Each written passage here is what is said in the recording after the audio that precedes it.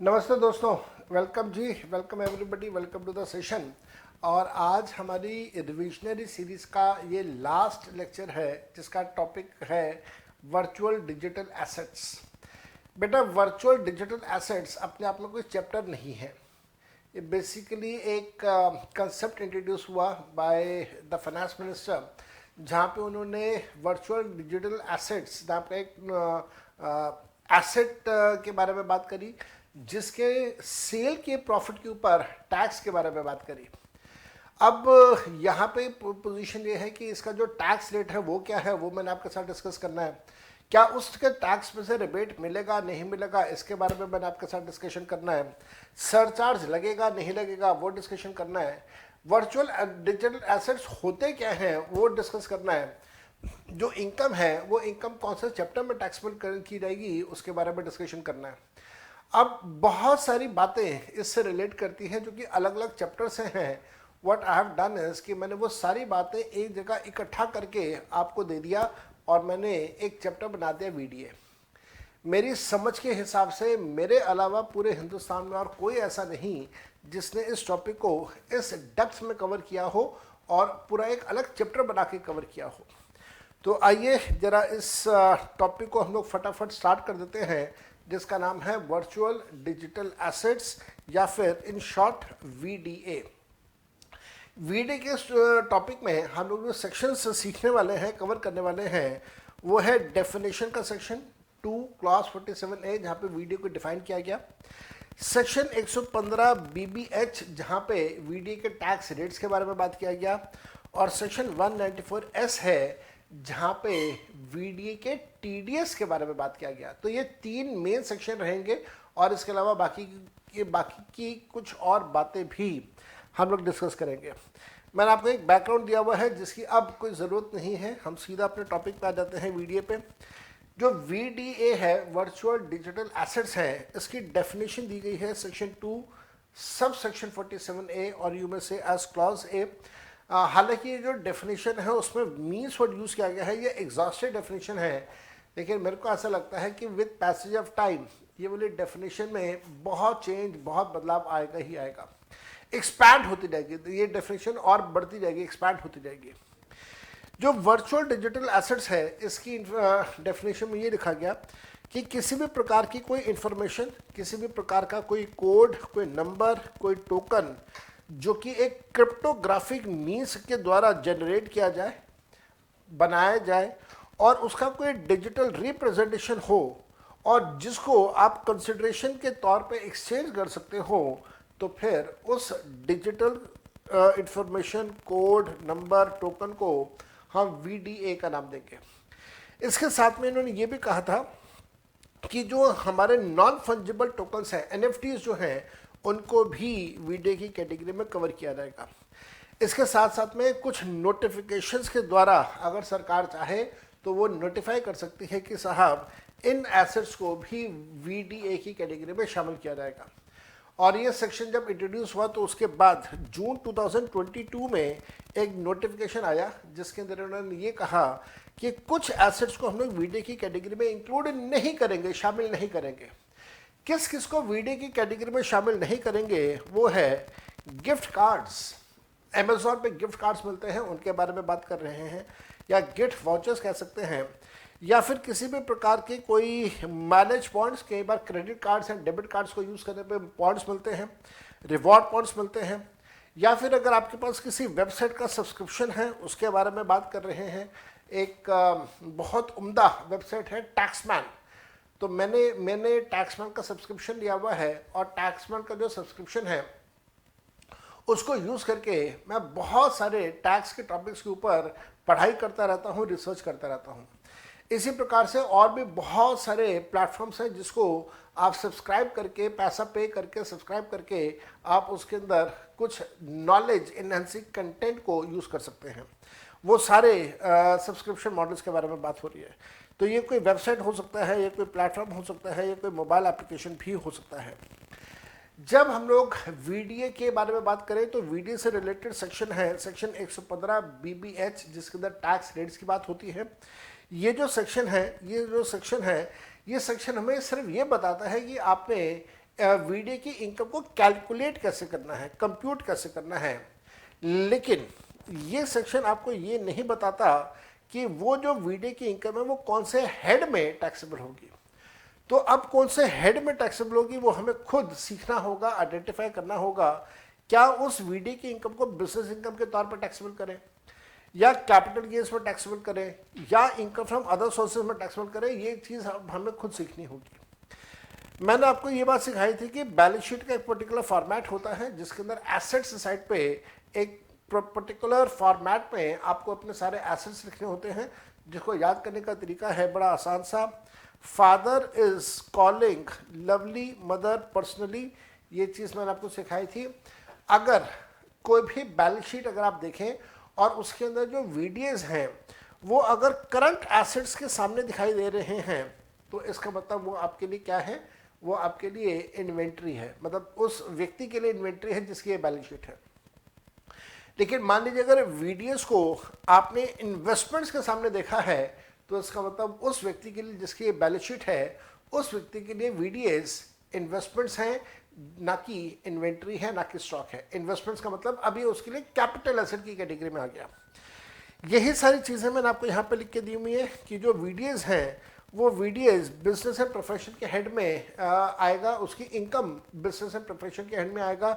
अगर balance sheet के अंदर वो ट्रेडर ये शो कर रहा है कि ये मेरे लिए इन्वेंट्री है, ये मेरे लिए बिजनेस एसेट है और इन्वेंट्री है, तो फिर वीडीए कौन से हेड में चला जाएगा, वीडी का प्रॉफिट कौन से हेड में चला जाएगा, पीजीबीपी के हेड में चला जाएगा। इसी प्रकार से अगर कोई सोशल मीडिया इन्फ्लुएंसर है, जिसको मैं SMI भी बोलूँगा, अगर कोई सोशल मीडिया इन्फ्लुएंसर है और अगर उसको वीडियो मिल रहा है किसी प्रकार से, किसी गुड्स को या सर्विसेज को प्रमोट करने के लिए अगर उसको वीडियो मिल रहा है, तो फिर वो उसके लिए बिजनेस एंड प्रोफेशन की इनकम मानी जाएगी, उसकी वैल्यू बिजनेस एंड प्रोफेशन की इनकम मानी जाएगी, जो कि उसके लिए टैक्सेबल होगी। मान लीजिए अगर किसी व्यक्ति ने वीडियोस को अपने कैपिटल एसेट्स के फॉर्म पे शो करा हुआ है। अब हमें कैसे पता चलेगा कैपिटल एसेट्स के फॉर्म में है या नहीं, हमें कैसे पता चलेगा, उसका एक बड़ा सिंपल सा तरीका, बैलेंस शीट देखिएगा। बैलेंस शीट में अगर वीडियोस इन्वेस्टमेंट के तौर पे दिखाई दे रहा है तो फिर हमें पता चलेगा कि वो उसका कैपिटल एसेट है। तो ऐसे सिचुएशन में जो भी प्रॉफिट होगा वीडियोस को ट्रांसफर करके वो कैपिटल गेन्स के हेड में टैक्सेबल होगा। इसके लिए लॉन्ग टर्म कैपिटल गेन्स और short term capital gains check करना होगा। दोनों लॉन्ग टर्म हो या शॉर्ट टर्म हो, उसके लिए हमें जो पीरियड ऑफ होल्डिंग लेना है वो लेना है 36 मंथ्स का। तो 36 महीने के बाद बेचा तो लॉन्ग टर्म है, 36 महीने के अंदर अंदर बेचा तो फिर वो बन जाता है हमारा शॉर्ट टर्म कैपिटल एसेट। मान लीजिए किसी व्यक्ति को वीडियोस मिल रहे हैं और जिसको वो वीडियो मिल रहा है उसके लिए उसने कोई कंसिडरेशन पे नहीं करा है, तो उसके लिए वो गिफ्ट बन जाता है और गिफ्ट के तौर पे वो टैक्सेबल होगा अंडर सेक्शन 56 सबसेक्शन 2 क्लॉज 10 की कैटेगरी में, that is under the head of income from other sources, उसे टैक्सेबल किया जाएगा। मान लीजिए अगर वो कंसिडरेशन पे कर रहा है तो फिर आप कंसिडरेशन और वैल्यू दोनों का डिफरेंस चेक कर लेना, अगर वो डिफरेंस 50,000 से ज़्यादा है तो टैक्सेबल होगा। इसी प्रकार से गिफ्ट में भी अगर वैल्यू 50,000 से ज़्यादा है तो टैक्सेबल होगा। टैक्स रेट क्या होगा, जो टैक्स रेट है चाहे वो बिजनेस इनकम हो, चाहे वो कैपिटल गेन्स की इनकम हो, चाहे वो इनकम फ्रॉम अदर सोर्सेज हो, तीनों सिचुएशन में जो टैक्स रेट है वो 30% का रखा गया है और इस 30% के टैक्स रेट के ऊपर सरचार्ज लगेगा नॉर्मल तरीके से, हेल्थ एजुकेशन सेस लगेगा नॉर्मल तरीके से, और जो बेसिक एग्जामिशन लिमिट है 2.5 लाख रुपए वो अप्लाई नहीं होगा। साथ साथ में आपको याद है कैपिटल गेन्स में हम लोग डिफिशिएंसी ट्रांसफर करने के बारे में बात करते हैं, वो डिफिशिएंसी ट्रांसफर करने का कंसेप्ट वीडीएस में अप्लाई नहीं होगा, वीडी के प्रॉफिट में वो अप्लाई नहीं होगा। 87A का रिबेट डेफिनेटली दिया जाएगा, इस वजह से दिया जाएगा क्योंकि 87A में कोई स्पेसिफिक डिसअलाउंस नहीं है। जो स्पेसिफिक डिसअलाउंस 87A में है वो सिर्फ एक चीज़ का है, वो है capital gains under section 112A। Capital gains under section 112A का जो टैक्स है उसमें से 87A का रिबेट नहीं होगा, बाकी सब जगह से हो सकता है क्योंकि वहां पे कोई स्पेसिफिक डिसअलाउंस नहीं दिया गया है। जब वीडियो को आप ट्रांसफ़र करेंगे और साथ में कुछ कंसिडरेशन चार्ज करते हैं, तो कंसिडरेशन और वैल्यू का जो डिफरेंस है, वो डिफरेंस अगर 50,000 से ज़्यादा है तब उसे टैक्सेबल करेंगे as income of other sources, और टैक्सेबल 30% पे ही होगा। लेकिन अगर बिना कंसिडरेशन के ट्रांसफर किया गया तो जिसको मिल रहा है उसके लिए टैक्सेबल करेंगे as the income of other sources. जब आपने कोई कंसिडरेशन चार्ज किया है और दैट मीन्स अगर आप बेच रहे हैं तो बेचने वाले के लिए प्रॉफिट टैक्सेबल होगा, और गिफ्ट के केस में जिसको मिल रहा है उसके लिए भी हम लोग टैक्सेबल करेंगे। इसी प्रकार से हमारे पास कंसेप्ट ये था कि साहब वीडियो की इनकम कैलकुलेट कैसे किया जाएगा। तो वीडियो का इनकम कैलकुलेट करने का तरीका बड़ा आसान है। जो भी सेल कंसिडरेशन होगा वीडियो का, वो होगा मार्केट वैल्यू, उसमें से सिर्फ एक खर्चा लेस होगा और वो है उसका खरीदने का खर्चा, कॉस्ट। और कॉस्ट में भी इंडेक्सेशन अलाउ नहीं किया जाएगा। अगर बहुत पुराना एसेट है, 3 साल से ज़्यादा पुराना एसेट है, तो उस पर इंडेक्सेशन अप्लाई नहीं होगा। इंडेक्सेशन किए बिना आप कैपिटल गेन्स कैलकुलेट करेंगे। लेकिन और कोई भी चीज़ लेस नहीं होगी, जैसे उदाहरण के तौर पे कॉस्ट ऑफ इम्प्रूवमेंट लेस नहीं होगा, सेलिंग एक्सपेंसेस लेस नहीं होंगे, किसी प्रकार के लॉसेस को लेस करना अलाउ नहीं किया जाएगा। कोई ब्रॉड फॉरवर्ड लॉसेस है तो उनको सेटल नहीं किया जाएगा। डेप्रिसिएशन या अनअब्जॉर्ब डेप्रिसिएशन लेस करना अलाउ नहीं किया जाएगा। सेक्शन 54 का कोई एग्जम्पशन नहीं दिया जाएगा। 80C से 80U के जो डिडक्शंस हैं वो भी अलाउ नहीं किए जाएंगे। ऐसा करके आप अपनी नॉर्मल तरीके से अपनी इनकम निकाल लेंगे, बिजनेस इनकम या फिर कैपिटल गेन्स की इनकम। अगर वीडीए किसी एक एम्प्लॉयर ने अपने एम्प्लॉय को ट्रांसफ़र किया है तो एम्प्लॉयर एम्प्लॉय की वजह से वो सैलरी के चैप्टर में जाके टैक्सेबल हो जाएगा एज अ परक्विजिट्स। और वहाँ पे भी अगर आपको याद हो तो गिफ्ट का एक पार्ट आता है परक्विजिट्स में। 5,000 रुपये से ज़्यादा की वैल्यू है तो वो टैक्सेबल हो जाएगा। 5,000 से कम या 5,000 के बराबर की वैल्यू है तो हम लोग उसे एग्जेम्प्ट कर देते हैं, टैक्सेबल नहीं होगा। एम्प्लॉय जिसको वीडीए मिला है, जब वो फर्दर उसको बेचेगा तब उसके प्रॉफिट के ऊपर 115 PBH का 30% के हिसाब से टैक्स चार्ज कर दिया जाएगा। जब हम लोगों ने गिफ्ट की डेफिनेशन करी तो गिफ्ट के अंदर मूवेबल एसेट्स में अमेंडमेंट आया और मूवेबल एसेट्स में वीडीएस को मूवेबल एसेट माना गया है, और अब कैपिटल गेन्स और गिफ्ट दोनों में वीडीएस को मूवेबल एसेट माना जाता है। और इसी वजह से हम लोग वो प्रोविजंस के बारे में बात कर रहे हैं कि 50,000 से ज़्यादा की वैल्यू है तो उसे इनकम फ्रॉम अदर सोर्सेज के चैप्टर में हम लोग टैक्सेबल करेंगे। तो ये था हमारे पास वीडीए, और वीडीए पे एक हमारे पास वो आता है टीडीएस का प्रोविजन। टीडीएस जो है वो सेक्शन 194S नया सेक्शन आया है। जो वीडीए खरीदेगा वो पैसा देगा, तो जो पैसा देगा वीडियो के परचेज करने पे उसके ऊपर रिस्पॉन्सिबिलिटी डाली गई कि साहब तुम बन जाओगे पेयर और तुम्हें टीडीएस काटना होगा। पेई कौन होगा? पेई होगा वो व्यक्ति होगा जो इंडिया का रेसिडेंट है और वीडियो ट्रांसफर कर रहा है, वीडियो बेच रहा है। इनकम क्या माना जाएगा? कौन से इनकम के ऊपर टीडीएस काटना है? Income will be the monetary consideration. जितना भी कंसिडरेशन है वीडियो के ट्रांसफर करने पे वो सारा का सारा अमाउंट होगा जिसके ऊपर टीडीएस काटा जाएगा। मान लीजिए अगर कंसिडरेशन फुली इन कैश है फिर तो कोई दिक्कत नहीं है टीडीएस काटने में, लेकिन अगर partly in cash partly in kind है तो कैश के जो कंपोनेंट है उसमें से टीडीएस काटा जाएगा। मान लीजिए कैश का कंपोनेंट या तो सफिशिएंट नहीं है या कैश का कंपोनेंट बिल्कुल भी नहीं है, तो फिर जिसको ये वीडियो जिसका ये जो जो जो सेलर है उस सेलर को ये कहा जाएगा कि प्रॉफिट के ऊपर पहले अपना एडवांस टैक्स जमा करवाइए, और वो जमा करवाने के बाद उसका प्रूफ बायर को सबमिट कीजिए। बायर यहाँ पे टीडीएस करता है और तभी यहाँ पे वो कंसिडरेशन रिलीज किया जाएगा, अदरवाइज उसके ऊपर कंसिडरेशन रिलीज नहीं किया जाएगा और वीडियो ट्रांसफर नहीं किया जाएगा। किस रेट पे टीडीएस होता है? टीडीएस का जो रेट है वो है 1% का। सरचार्ज नहीं लगेगा, हेल्थ एजुकेशन सेस नहीं लगेगा, और साथ में ध्यान रखिएगा अगर पैन सबमिट नहीं किया गया है बाय द पेई, जो रिसीवर है अगर वो पैन सबमिट नहीं कर रहा है तो 20% का रेट लग जाता है। पैन सबमिट कर रहा है तो 1% का रेट अप्लाई होता है टीडीएस का। किस समय टीडीएस करना होगा? टीडीएस होगा जिस समय पेमेंट की जाएगी या अकाउंट क्रेडिट किया जाएगा, विच एवर इज अर्लियर।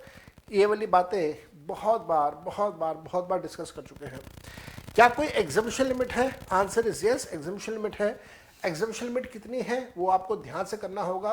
कुछ केस में 10,000 की लिमिट है, कुछ केस में 50,000 की लिमिट है। You need to be very very careful. ये लिमिट 10 की है या 50,000 की है, उसके लिए मैंने आपको एक चार्ट यहाँ पे बना के दिया है। चार्ट ये है कि आपको चेक करना है पेयर। पेयर का मतलब जो पैसा दे रहा है। अगर पेयर एक इंडिविजुअल है या एक हिंदू अनडिवाइडेड फैमिली है, तो ये चेक कर लेना कि क्या वो बिजनेस एक्टिविटी कर रहा है या नहीं कर रहा है। मान लीजिए इंडिविजुअल या एचयूएफ है जो बिजनेस एक्टिविटी नहीं कर रहा है, तो फिर टीडीएस काटने के लिए लिमिट 50,000 की है। 50,000 से ज़्यादा की वैल्यू है तो टीडीएस काटना है, 50,000 से कम की वैल्यू है तो टीडीएस नहीं काटना, बराबर की वैल्यू है टीडीएस नहीं काटना। मान लीजिए इंडिविजुअल या एचयूएफ है वो बिजनेस और प्रोफेशनल एक्टिविटी कर रहा है, तो फिर आपको ये चेक करना होगा कि पिछले साल का उसका टर्नओवर क्या था।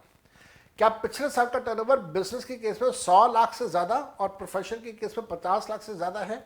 अगर आंसर आता है यस, 100 लाख से ज़्यादा या 100 लाख और 50 लाख से ज़्यादा है, तो फिर टीडीएस काटने की लिमिट अप्लाई होती है एंड वो लिमिट है हमारे पास 10,000 रुपये की।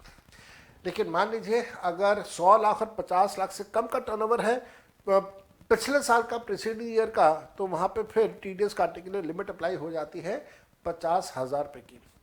मान लीजिए इंडिविजुअल और एचयूएफ नहीं है, कोई और है, दैट इज कंपनी है, पार्टनरशिप फर्म है, एओपी बीओआई है, कोई और है, तो फिर वहाँ पे टीडीएस काटने के लिए लिमिट 10,000 रखी गई है।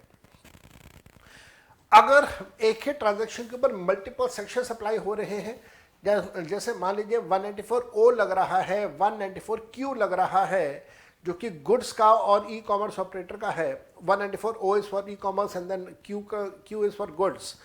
तो वहाँ पे या फिर टीसीएस के प्रोविजन अप्लाई हो रहे हैं सेक्शन 206C1H में, तो वहाँ पे जहाँ पे भी मल्टीपल सेक्शन एक ट्रांजेक्शन पे हमें लगता है कि अप्लाई हो रहे हैं, वहाँ पे हम सिर्फ टीसीएस के वीडीए के प्रोविजन अप्लाई करेंगे, 194S के प्रोविजन अप्लाई करेंगे और बाकी सारे प्रोविजंस को हम लोग इग्नोर कर देंगे। यही चीज़ मैंने आपको यहाँ पे लिखवाई है कि अगर कोई ऐसी ट्रांजैक्शन है जो 194O में भी कवर हो रही है और 194S में भी कवर हो रही है, तो आप उसे 194S के हिसाब से ट्रीट करेंगे। अगर आपकी कोई ऐसी ट्रांजैक्शन है जो 194O में भी कवर हो रही है, 206C1H में भी कवर हो रही है, तो फिर आप अगेन 206C1H इग्नोर करते हुए 194S वहाँ पे आप अप्लाई करेंगे। ऐसी ही कोई ट्रांजैक्शन है जहाँ पे 194Q और 194S की अगर हम लोग बात कर रहे हैं, तो फिर 194S अप्लाई होगा और 194Q आप वहाँ पे अप्लाई नहीं करेंगे। मैंने सारी चीज़ें अच्छे से समझाने के लिए शशि नाम के व्यक्ति का एक एग्जाम्पल आपको दिया हुआ है। आप इस एग्जाम्पल को करेंगे तो you will be really satisfied with the concept of VDA. So यहाँ जाके आपका ये वीडीए भी कंप्लीट होता है और सारा का सारा आपका सिलेबस भी कंप्लीट होता है। जीएसटी हमारा चल रहा है, जीएसटी हमारा चलता भी रहेगा और आने वाले दिनों में मैं आप लोगों के साथ कुछ और वीडियोस जहाँ पे आपकी नॉलेज इन्हांस होती है वो वाले वीडियोस मैं आपके लिए लेके आने वाला हूँ। Till the time I meet you again, bye bye and take very good care of yourself. Best of luck for your exams, upcoming examinations. तो मैंने आपको बहुत कुछ करवाया है, बहुत कुछ हम लोगों ने करा है। With this confidence go in the examination that you have done each and everything. बस अब आपने उसको अप्लाई करना है एग्जामिनेशन हॉल में। एक छोटी सी आपको जिसे कहते हैं टिप दूंगा, और वो ये है कि एग्ज़ाम में जाने से पहले have a very sound sleep of 8 to 10 hours. 8-10 घंटे की एक अच्छी नींद करके एग्जामिनेशन हॉल में जाएगा। I promise you, you will perform far better than your friends. I wish you best of luck. Bye bye and take very good care of yourself. Bye bye.